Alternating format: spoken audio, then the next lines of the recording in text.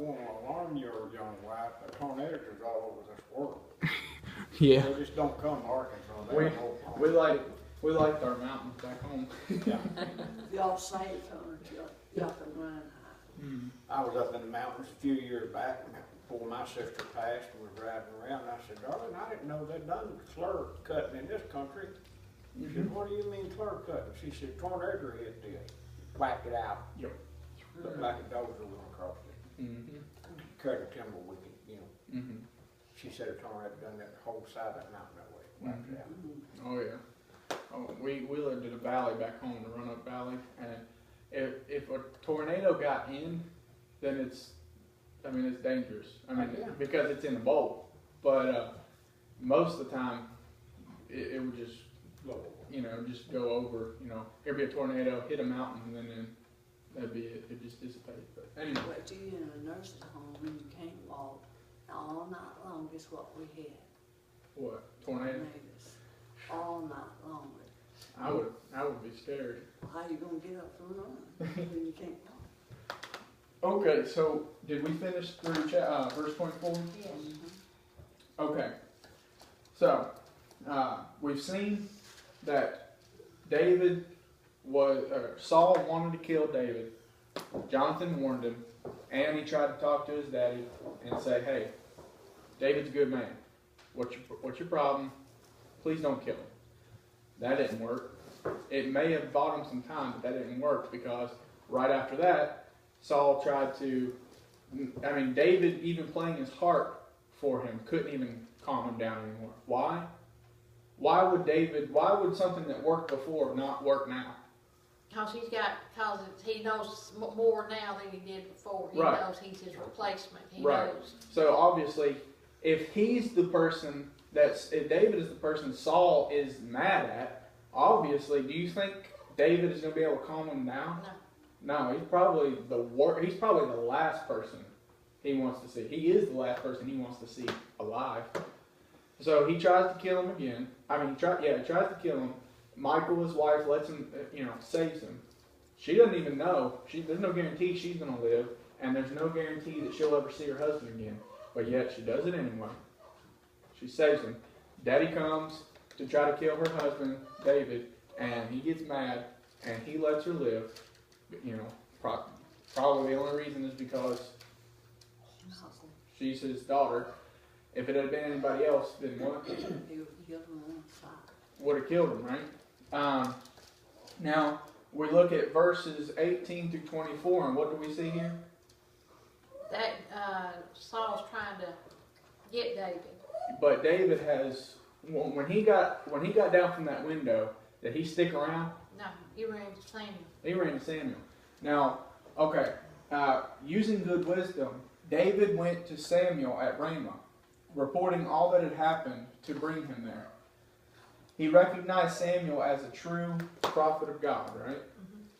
And he knew that from him he could obtain help, protection, and counsel. Saul would hardly dare to harm anyone under Samuel's protection. Why? Man of God. Man of God. When did we see? When was the last conversation? And what was the last conversation between Samuel and Saul? That he would see him no more. That Who said what? Samuel told Saul that he would visit him no more because the Spirit of the Lord had left him. And now we see that Samuel is speaking for himself and for God when he's saying how upset he is with him, right? But do we see? We talked about? Does Samuel hate Saul? No, he mourned for him. He mourned for He him. grieved him seriously. He prayed for him and he cried for his spiritual condition, right? Why would this apply it to today? Why would a preacher who, if this was Paul and Timothy, let's just do a what if scenario. If Paul found Timothy as a young man and helped him grow, helped build him up, and because he had all this potential for good, and he saw all the good things Timothy did. Imagine if Timothy just went off the rails. what do you think Paul would have done? Because we all know that the relationship between Paul and Timothy was strong. Imagine that. And then apply that to a preacher, and an older preacher and a younger preacher today. Or a parent and a child. Any of these relationships is the same. Is Samuel, I mean, how heartbreaking is this for Samuel? It's extremely heartbreaking. Like I said, he grieved for him. He Oh, yeah. mourned for him. And so we know how meaningful this is. And we know that Samuel has anointed David by God's command to be the next king. And we also know that Saul, it's not like Samuel has a problem with Saul and kept it to himself. He went to him and withstood him to the face, like Paul did with Peter in the New Testament. He told him straight up, I ain't hiding anything from you. God's disappointed with you. Spirit of the Lord ain't going to be with you anymore. He's going to go to someone else. I mean, Samuel is a nice guy, but he's straightforward to the point with him. That was the last conversation they had. And so, do you think Saul knows Samuel is on God's good side? And Saul also knows that he is not on God's good side. You think Saul's going to mess with Samuel? No. You think David might have known that? Yeah. Why do you think David ran to him in the first place? Because he could trust him? He knew he could trust him? Samuel's the one that came and got David. Yeah. Over at their home. Right. And so, at this time, what is Samuel? He's not only a prophet, but what position does he hold in the country? He's still the high priest, right? Even though, what do we know about the high priest and the king situation, the political system in the Jews? What do we know about, what's unique about this situation compared to everything that came before? Has it always been that the Jews had a king and a priest? No. A high priest? The high priest was in the place where Saul is now. He would be the leader of the people. Right. And so, Saul, even though Saul is king, Samuel's still a high priest. And people still have to do what every year? They still have to make the sacrifices. Why? What laws make them do that? The The Levitical law law. of Moses, right? The laws we see in the books of Leviticus and Numbers. and Deuteronomy. So we see how all these things are connected, right? And so, anyway, so David flees to Samuel because he can trust him. And what is another reason why David would go there? Protect him. Oh yeah, I mean, we've already established Saul would be very unwise. He's done some stupid stuff, but he would be very unwise to do what? But Samuel. Yeah. And so, yeah, I'm pretty sure David is on the right track here. Okay. Now let's move on to. Let's see. That was the end of chapter 19. Let's move on to chapter 20. Let's go through the first 10 verses, and then I guess we already had a good break before we even got started, so I'm sorry I was late. But so let's read the first 10 verses. Who read last? I think I did. Okay, go ahead, Frank. And David fled from nation in Ramah, and came and said before Jonathan, What have I done? What is my iniquity? And what is my sin before thy father, that he seeketh my life? And he said unto him, God forbid, thou shalt not die. Behold, my father will do nothing, either great or small, but that he show it me. And why should my father hide this thing from me? It is not so. And David sware moreover and said, Thy father certainly knoweth that I have found grace in thine eyes. And he saith, Let not Jonathan know this, lest he be grieved. But truly, as the Lord liveth, and as thy soul liveth, there is but a step between me and death. And then Jonathan unto David, Whatsoever thy soul desire, I will even do it for thee. And David said unto Jonathan, Behold, tomorrow is the new moon, and I should not fail to sit with the king at meat. but let me go, that I may hide myself in the field until the third day at evening. If thy father-in-law miss me, then say, David earnestly asked leave of me that he might run to Bethlehem, his city, for there is a yearly sacrifice there for all the family. And if he say thus, it is well. Thy servant shall have peace. But if he be very much worth, then be sure that evil is determined by him. Therefore thou shalt deal kindly with thy servant, for thou hast brought thy servant into a covenant of the Lord with thee. Notwithstanding, if there be in me iniquity, slay me thyself. For why shouldest thou bring me to thy father? And Jonathan said, far be it from thee, for if I knew certainly that evil were determined by my father to come upon thee, then would not I tell it thee? Then David said, Then said David to Jonathan, Who shall tell me? Or what if thy father answer thee roughly? And Jonathan said unto David, Come, and let us go out into thy field. And they went out, both of them, into the field. Stopping there or going on? Let's stop there. Okay. Somebody tell me what we just read in these first couple verses of chapter 20. Whatever that Saul, David knew Saul, Jonathan was going to give it to him. In a way. We see He's questioning Jonathan's loyalty. in a way, yeah, and we see why would he need to do that? He knows that they're best friends, but why would he need to do that? Father and son. Because you'd think the father and son tie would be closer than best friends. Yeah, he's just trying to make sure. David and Jonathan talk. Is basically they have a good conversation here, right? With Saul, I'm going to read the commentary here. With Saul divested of his royal robes for the time and lying in a trance-like state on the floor for hours, David left Naioth in Ramah and returned to Gibeah to talk to Jonathan. He needed to know why the king was seeking to kill him. If anyone knew, David thought, who would know? Jonathan. Okay. Why does David return to Gibeah? You guys remember where Gibeah is? Or why that's important here? Who out of these three men, who came from Gibeah? Saul. From Gibeah.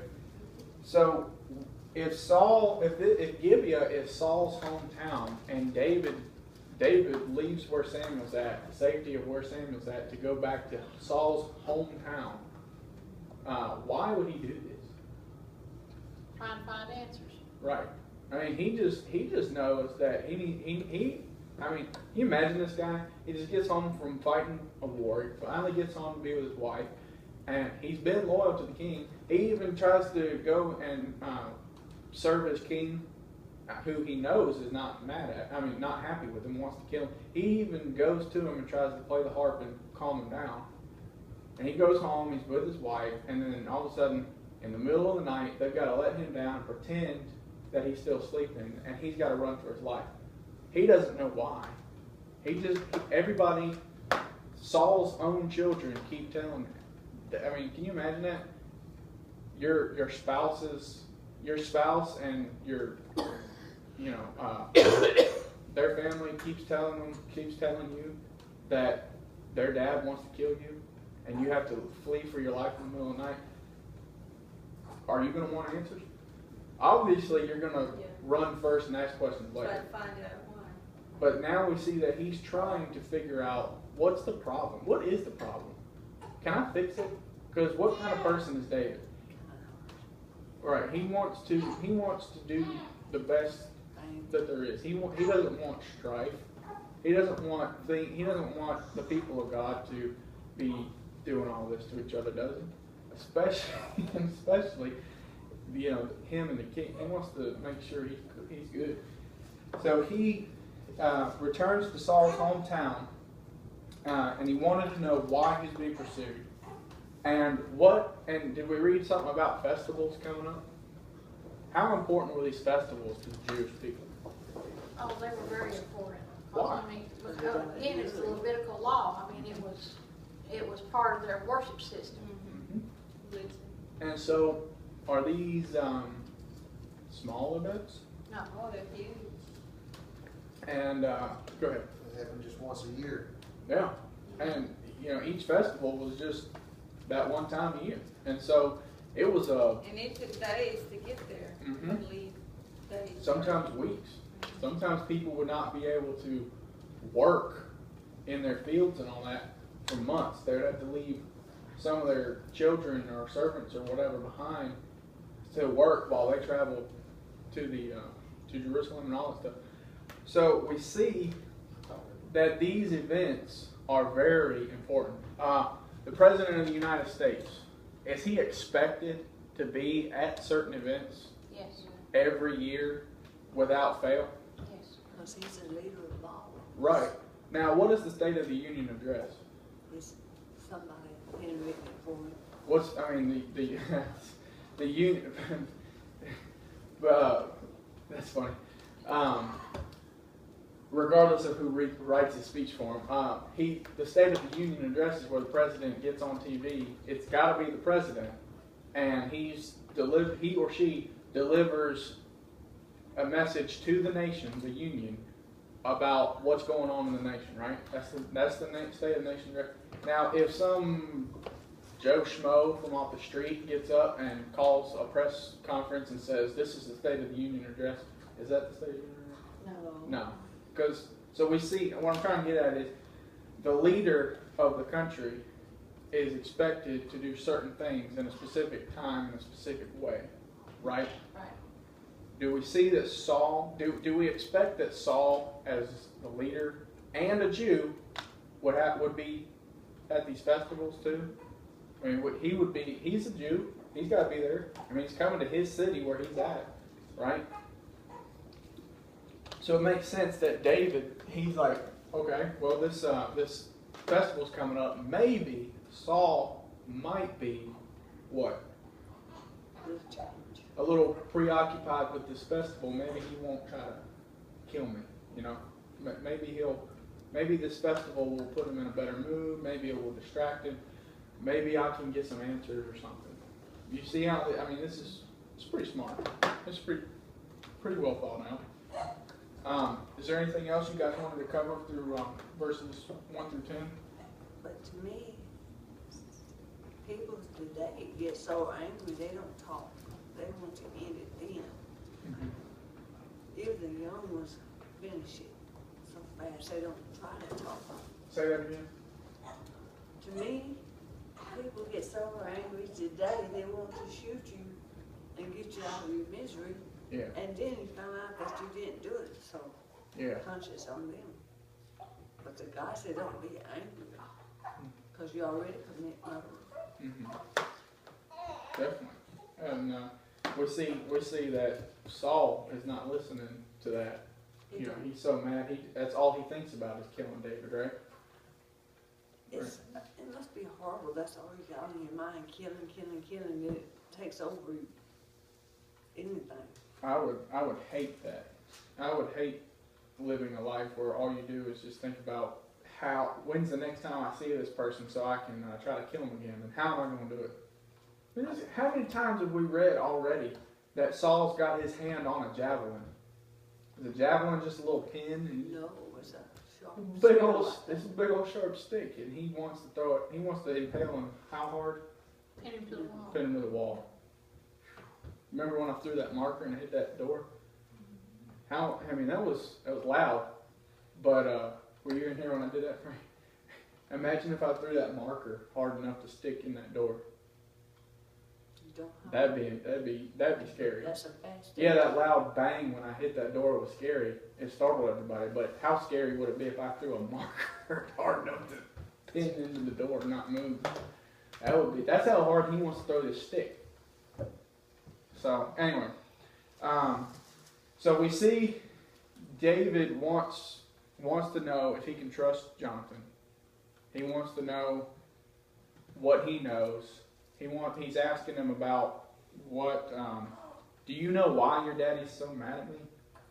And they're trying to figure out a way to possibly figure out why he's mad, right?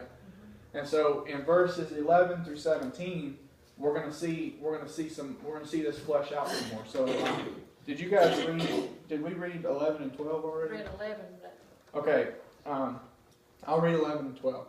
And Jonathan said unto David, and let us go out into the field. And they went out, both of them, into the field. And Jonathan said unto David, O Lord of Israel, when I have sounded my father about tomorrow, any time, or the third day, and behold, if there be good toward David, and I then sin not unto thee, and show it thee. Go ahead. The Lord do so, and much more to Jonathan. But if it please my father to do the evil, then I will show it thee, and send thee away, that thou mayest go in peace, and the Lord be with thee as he hath been with my father. And thou shalt not only while yet I live show me the kindness of the Lord, that I die not. But also thou shalt not cut off that kindness from my house forever. No, not when the Lord hath cut off the enemies of David, even one from the face of the earth. So Jonathan made a covenant with the house of David, saying, let the Lord even require it at the hand of David's enemies. And Jonathan caused David to swear again, because he loved him. For he loved him as he loved his own soul. Alright, so verses 11 through 17, we can see this conversation is going well. How? Do we see somebody pledge to do something here? He made a promise, Mm-hmm. a covenant, and covenant, and a promise. Yeah. So he pledges himself to David, right? He's like, not only can you trust me, but I'm staking my word on you to trust me. Jonathan, verse 11, Jonathan invited David to go with him out into the field to make the arrangements for conveying information about the king's response to David's absence from the field.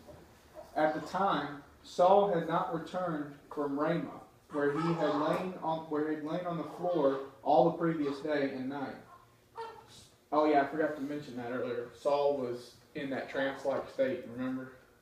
And they were trying to figure all that out. David had left Ramah. Where's Ramah? What is Ramah? That's where Samuel is. Is it a person or is it a place? Okay.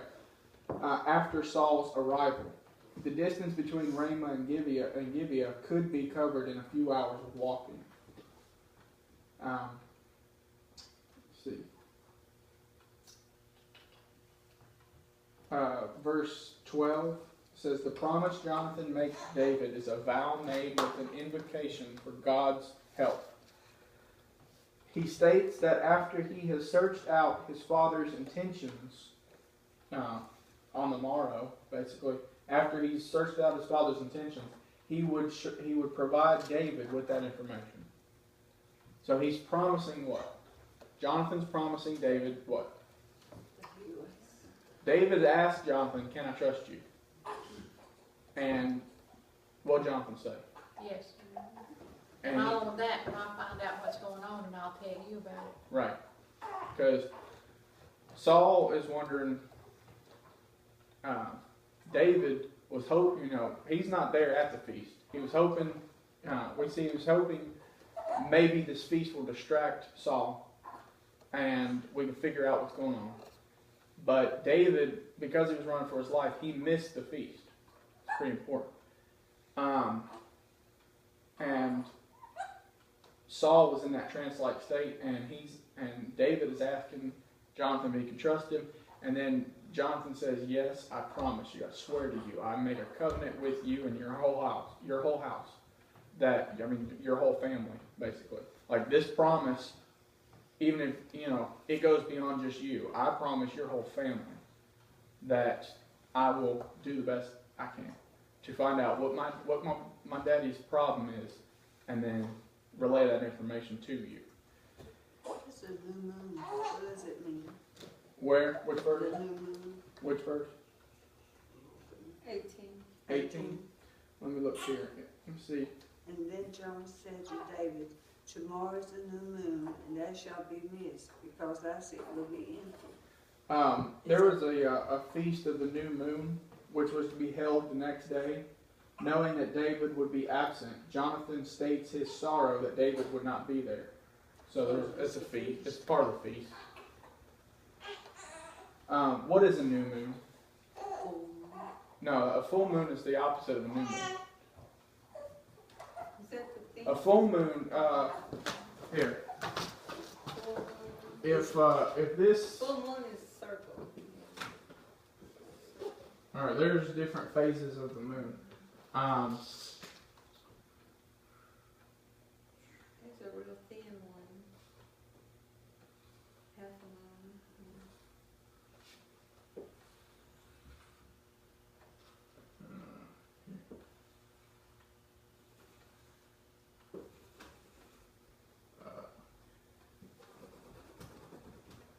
Okay. Which one of these is a new moon? A little big one. None of them. I know. Now which one is the new moon? If this is the light shining on it, I don't have a yellow one, so and this is the dark part. Here, I'll just do this. This is the dark part.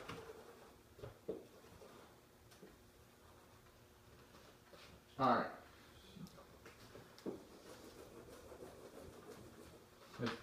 All that's dark. This is a what moon? Full moon. Full moon. Full moon. This one is this one's waning because it has it's the darkness is overtaking it, so the light is waning, it's fading. This one is it's a half moon, right? Because why? It's pretty straightforward. It's half and half. And if this one was waning because the light was fading away, and this one is this one over here has more light, and it's growing. The light is growing. What is that? You guys remember Karate Kid? Wax on, wax off. Remember that? This one is waning. That one's waxing. You guys remember in the scriptures where it says so and so waxed strong? What does that mean? If the moon that is waxing is gaining light, if somebody is waxing strong, what does that mean? They're gaining strength. Gaining strength. And so the full moon is the one that's completely covered in light, and so the new moon is the one that's covered in dark. See what I mean? So there's that. So when we're reading about new moon here, it's now when it's got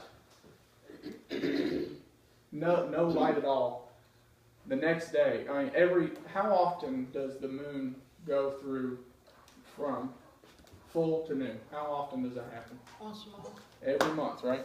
Every month the phases of the moon change, right? Now, as soon as you'll have one complete day with a full moon, but what happens the next night? Some of us shaded. Some of it's shaded. It starts getting a little darker, right? It starts waning. Remember? So it starts getting a little darker, until finally there comes a day of the month where what?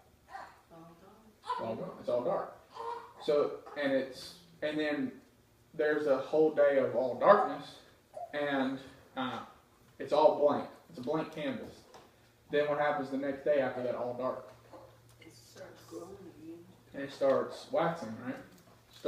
So it's a fresh beginning every month, right? So there's that. All right. So we might we should be able to if we book it, we can do this. Let's see. Verses 18 through 26. David misses the feast of the new moon. Basically, let's hit some Well, highlights. it helped him hide because the moon was dark, wouldn't it? Would that help him hide? Yeah. That could, yeah, definitely. If he knew his way around, he could move by night, and they wouldn't have any light. Because did they have street lights like we have? No. They have flashlights? No, none of that. They didn't have any of that stuff, right? At best, what'd they have? Torches. Candles? Yeah, because Maybe a that's torch? probably what Jonathan said in verse 18. Then Jonathan said to David, tomorrow is the new moon. Thou shalt be missed, because thy seat will be empty. And he's pretty sad that he's not going to be able to be there. How sad is that? These feasts are supposed to be festivals of mourning or rejoicing. How sad is it? I mean, why does the Holy Spirit, why does God tell us this through Scripture? Because it's pretty important. Why would he put in a little detail like that? Because it's pretty important. It's to emphasize how much Jonathan wishes everything was okay, back to normal, that he could be there with them to just share a meal. How important is that? Like, you guys, we have Thanksgiving every year, right? That's our feast. You guys see that? Frank, every year, do you guys have people come in, or do you guys go to other family members, or some years, like, how does Thanksgiving, huh? We meet at mom's every year. Now, do you just do that just because that's what you do? Or do you just go there just to eat and then you leave? Or do you go there and do you enjoy your Thanksgiving? Yeah, Do you so we look enjoy forward to it. Huh? We look forward to that. You look forward to going, and when you're there, do you enjoy each other's company? You're supposed to. Family get together. As a family should- A lot of times in this country, holidays seem to bring out arguments and all that. But Sometimes you don't get to see them that much. Right. They all have their business, work, and all. right, and God, Thanksgiving is not commanded in this country. It's not a religious requirement. But God, these feasts, it's a commandment. They got to do these things every year. But yet, they're supposed to do it and enjoy themselves. Like you said, imagine all your friends and family. All of your friends and family in the whole country. Imagine it. How wonderful would it be? All of your friends and family that you love and care for. You may not see them all year. You may not even hear from them. They didn't have phones or carrier pigeons or whatever back then. They would have to, and sending a letter, they didn't even have papyrus as readily available stuff. So sending messages back and forth was pretty much limited to, let me see, this guy's got to memorize what I want delivered. You guys remember that? Like, they couldn't just write stuff down and send it. Kings and royal rich people didn't even have that luxury all the time. They would still have to send messengers with a memorized message. So imagine all of your friends and family in the whole country. Lucy, do you have friends and family that live in other states? Do you have any friends and family that live out of the country? I may have a few. Okay. I have a few still in Mexico. Can you imagine how wonderful would it be? Do you love those people? Do you care about those people? Do you enjoy being around them for the most part? How wonderful would it be if they all just showed up here today and we could all just share a meal together? Would that be nice?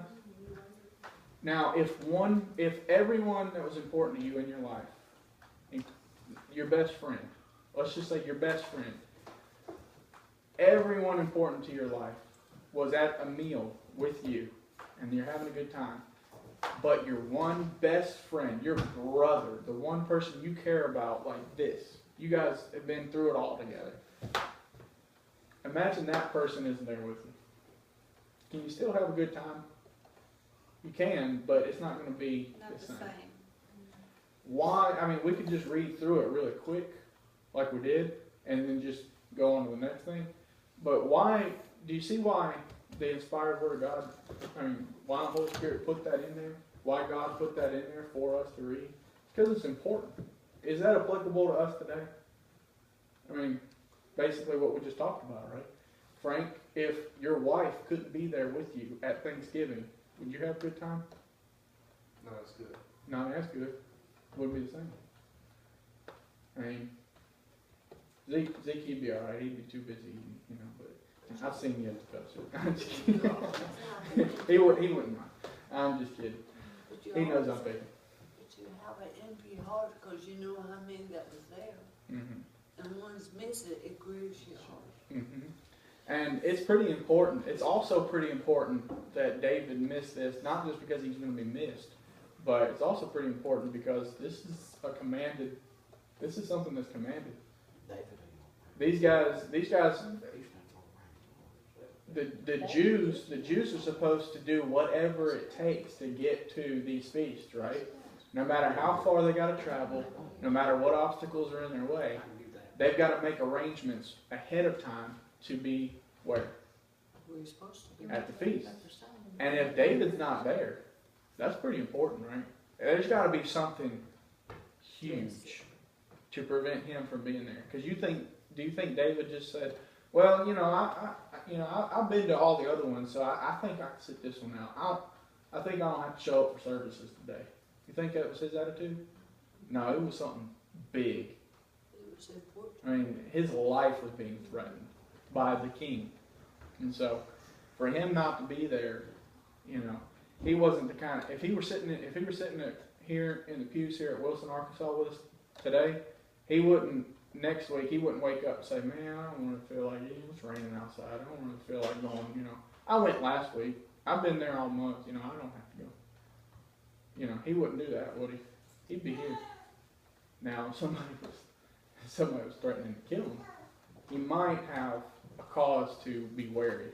He'll still try to be here if he can, like we saw David. But we saw David try, but he wouldn't even make it. So anyway, we've talked about that a lot. Basically, chapter 20, verses 18 through 26, it can be summed up. We'll just skip it right now because it can be summed up by David misses the feast of the new moon. Now look at 27 through 34. Verses 27 through 34. Saul tries to kill someone, and we're going to find out who it is. Who do you guys think Saul's going to try to kill? David, right? Well, let me tell you something. Well, I'm not going to tell you. We're just going to read it. All right, somebody start in verse 27. Go ahead. And it came to pass on the morrow, which was the second day of the month, that David's place was empty. And Saul said unto Jonathan his son, wherefore cometh not the son of Jesse to meet, neither yesterday nor today? What's he asking there? Where's David? Yeah. And when he says cometh not to meet, what does it mean? Coming to the feast. Right. So go ahead. 28. And Jonathan answered Saul, David earnestly asked leave of me to go to Bethlehem. And he said, let me go, I pray thee, for our family hath a sacrifice in the city, and my brother, he hath commanded me to be there. And now, if I have found favor in thine eyes, let me get away, I pray thee, and see my brethren. Therefore he cometh not unto the king's table. Then Saul's anger was kindled against Jonathan. Against who? Jonathan, his son. Go ahead. And he said unto him, thou son of the perverse, rebellious woman, do not, I know, that thou hast chosen the son of Jesse to thine own confusion, and unto the confusion of thy mother's nakedness. For as long as the son of Jesse lived unto the ground, there shall not be established no other kingdom. Wherefore now send and fetch him unto me, for he shall surely die. And Jonathan answered Saul his father and said unto him, wherefore shall he be slain? What hath he done? And Saul cast a javelin at him to smite him, whereby Jonathan knew that it was determined of his father to slay David. So Jonathan arose from the table in fierce anger, and did eat no meat the second day of the month, for he was grieved for David, because his father had done him shame. And it came to pass in the morning that Jonathan went out into the field at the time appointed with David, and a little lad with him. So, we thought before, that's why I didn't say anything. We thought he was going to try to kill who? David. Why? Because that's who he's been trying to go after anyway. He could have killed Michael, his own daughter, when she let David, helped him escape. But he didn't. Because he couldn't bring himself to kill his own child, right? Now, how angry is Saul? Saul was mad before, but now how mad is he? He's mad enough to kill Jonathan. Jonathan who? His son. For Jonathan taking up for David. Accusing Let David. me tell you something right now. That little boy right there, Michael Layne White III, if he ever made me so angry that I wanted to kill him, that would, I changed that boy's diapers. I love that kid. If he ever made me so angry that I wanted to kill him, he must have done Something really bad. something, yeah. How bad? Read verse 30 again. Somebody tell me how bad this is to Saul. What does, not only is he trying to kill his son, what else does he say about his own family? Talks about his wife. Yeah. Talk about his own, yeah. What does he say? Says she's a perverse, rebellious woman. We have a saying in our country that I am not going to repeat, but you all know what it is. You're the blank of the blank.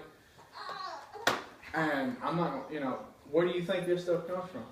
Saul here pretty much invented that. Do you see? If I were to be so angry that I said that about my wife, I would hope somebody in here would punch me in the face. But you don't need to use Michael to leave David back, because he